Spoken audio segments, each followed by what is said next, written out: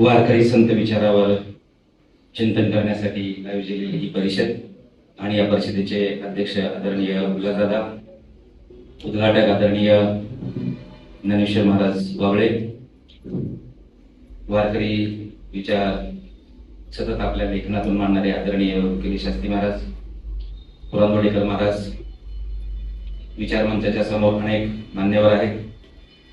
वारकरी संप्रदायाचं वैचारिक चिंतन आपल्या कीर्तन प्रवचनातून करणारे आदरणीय सचिनदादा पवार सुद्धा या ठिकाणी आले, त्यांचंही मी या ठिकाणी स्वागत करतो.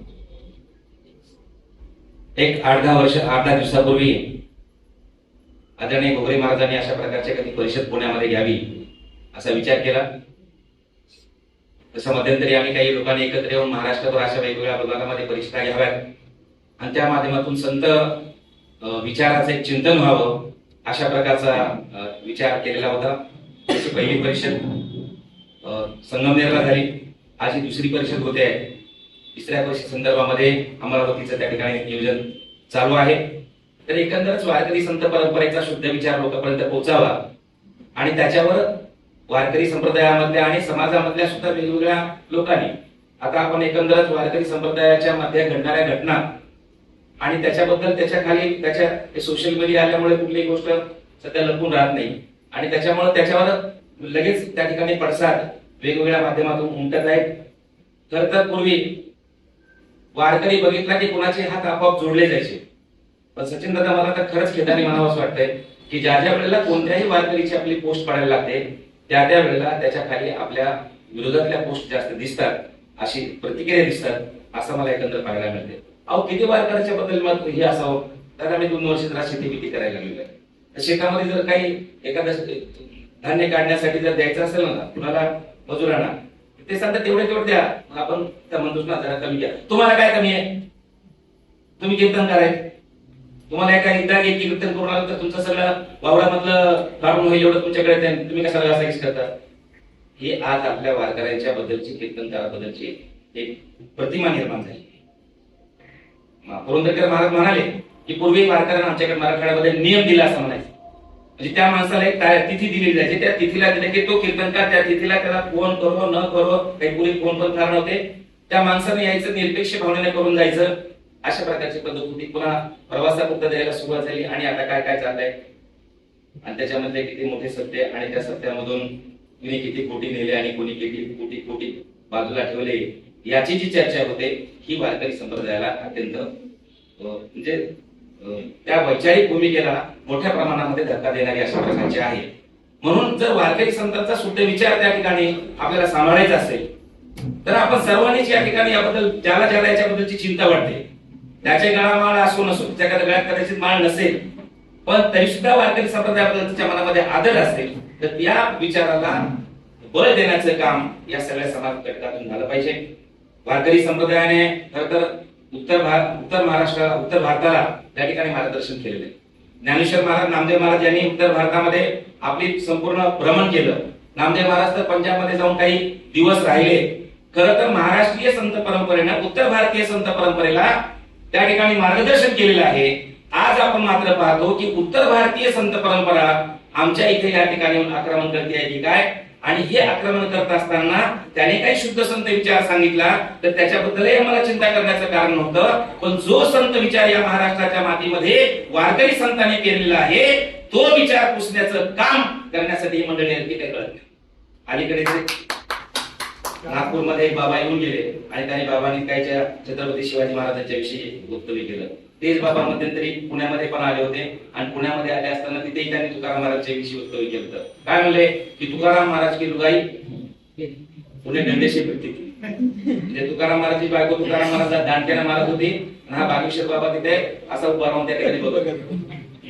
पण तुकाराम महाराजांच्या विषयी यांच्या मनामध्ये तिरस्कार असण्याचं तरी काय कारण आहे? त्याचं कारण असं आहे की बागेश्वर बाबा काय करतात? पर्ची काढतात आणि पर्ची काढून तुमचं भविष्य सांगतात. आणि तुकाराम महाराज भविष्यवाल्याला काय म्हणतात? सांगो जाणती शकून भूत भविष्य वर्तमान त्यांचा आम्हासी कंटाळा पाहो नावडती डोळा. भूत भविष्य बघणारे हे भविष्यवाले त्यांचा आम्हाला पाहायला डोळ्यांना आवडत सुद्धा नाही. असं जर तुकाराम महाराज भविष्यवाण्याला म्हणत असतील तर त्या भविष्यवाण्याचे तुकाराम महाराज कसे चांगले वाटतील. दुसरे एक आमचे आहेत, त्यांचं जेवणाला कुणाकडे तरी जायचं असेल तर 4-5 लाख रुपये तिथे जेवायला येतात. 4-5 रुपये दिले तर आम्ही तुमच्याकडे जेवायला गेलो. काल आम्ही भालेराव सरांकडे जेवायला गेलो होतो, जीव घेतला 5 रुपये पण दिले. तसं मला परत पाठवून दिलं. आणि ते आपल्या ह्याच्यामध्ये काय सांगतात की तुम्हाला पोराला जर पास करायचं असेल तर पोराला पास करायचं असेल तर त्याला काय अभ्यास काय करायची गरज नाही. पोराला जर हे करायचं असेल तर काही करायची गरज नाही. फक्त बेलाचं पान घ्या, बेलाच्या पानाला 3 अशा प्रकारचे असतात, त्यातल्या वरच्या मधल्या पानाला वरून मध लावा, खालून मध लावा आणि महादेवावर वाहा. तुमचं आम्हाला पोराला अभ्यास करायची गरज नाही. मग यांना तुकाराम महाराज करा करणार नाही. तुकाराम महाराज काय सांगतात की अरे तुमचं पोरग किती दिवसभर मंदिरामध्ये बसून राहिलं तर ते पास होणार नाही. त्याला पास व्हायचं असेल तर अभ्यास करावा लागेल. ओले मुळ भेटी खरकाचे अंग अभ्यासाची सांग कार्य सिद्धी. अरे तुम्ही एमपीएससी ची परीक्षा दिली, पहिली परीक्षेत हादरू नका, दुसऱ्या परीक्षेत नापास झाला म्हणून हादरू नका, तिसऱ्या परीक्षेमध्ये तुम्हाला यश मिळालं नाही म्हणून हातभर होऊ नका. असाध्य ते साध्य करिता सायास. कारण अभ्यास तो का म्हणे असाध्य या जगामधली कुठली गोष्ट नाही की तुम्ही जर तेवढे प्रयत्न केले तरी सांगणारे तुकाराम महाराज आणि बेलाचं पान सांगणारी उत्तर भारतीय संत परंपरा. आमचा जो त्या ठिकाणी जो काही संघर्ष आहे तो तुकाराम महाराजांच्या, ज्ञानेश्वर महाराजांच्या, नामदेव महाराजांच्या, चोखोबा महाराजांच्या विचाराला पुसण्यासाठी जे या ठिकाणी काही प्रयत्न चालू आहे त्या प्रयत्नासाठी त्या वारकरी परिषदांचं वेगवेगळ्या ठिकाणी त्या ठिकाणी आयोजन व्हावं अशा प्रकारचा संकल्प या ठिकाणी या माध्यमातून आमचा आहे. खूप बोलण्यासारखं आहे. आमचे शास्त्री महाराज पुन्हा त्याच्यामध्ये आणखी काही विषय मांडतील आणि ज्यांनी विधान परिषदेमध्ये अत्यंत वारकरी संप्रदायाच्या भारती साहेबांपासून आलेला, विसा बागे साहेबांपासून आलेला विचार ज्यांनी विधान परिषदेच्या सभागृहामध्ये कायम मांडला. आता सुद्धा त्यांचं पाहिलं असेल की तुम्ही ज्यावेळेला कधी राजकीय गतिविधी होत्या सभानंतर दादा स्वतः उठलेले. कारण ही परिषद ही राजकीय परिषद नाही आणि आम्ही जर कोणी राजकीय प्रचार करतो म्हणून त्यांच्यावर बोट ठेवत असू तर आमची सुद्धा जबाबदारी आहे की आम्ही कुठल्याही राजकीय पक्षाचा प्रचार आणि प्रसार करण्यासाठी धोतर नेसलेला नाही, खांद्यावर उपकरण टाकलेलं नाही आणि डोक्याला फेट आम्ही कुठल्याही राजकीय पक्षाचा प्रचार करण्यासाठी नाही. तर संत ज्ञानेश्वर महाराज, संत तुकाराम महाराज, संत चोखोबा महाराज यांनी जो विचार या महाराष्ट्राच्या भूमीमध्ये पेरला आहे की यारे यारे लहान थोर भलते याती नारीवर, जे भारतीय संविधानामध्ये जी समता, स्वातंत्र्य, बंधुत्व ही जी मूल्य आपल्याला दिसतात त्या मूल्यांचा संपूर्ण आपल्याला आशय हा वारकरी संत परंपरेमध्ये दिसतो. तर त्याच्यावर तो माझा स्वतंत्र बोलण्याचा विषय आहे. पण आज तेवढा वेळ नसल्यामुळे एवढंच सांगेन की समता, स्वातंत्र्य, बंधुत्व ही आमच्या वारकरी संतांची भूमिका आहे. आमचा वारकरी संप्रदाय प्रेम देणारा आणि प्रेमीरा. प्रेम सुख देई, प्रेम सुख देई आणि प्रेमाविर नाही समाधान.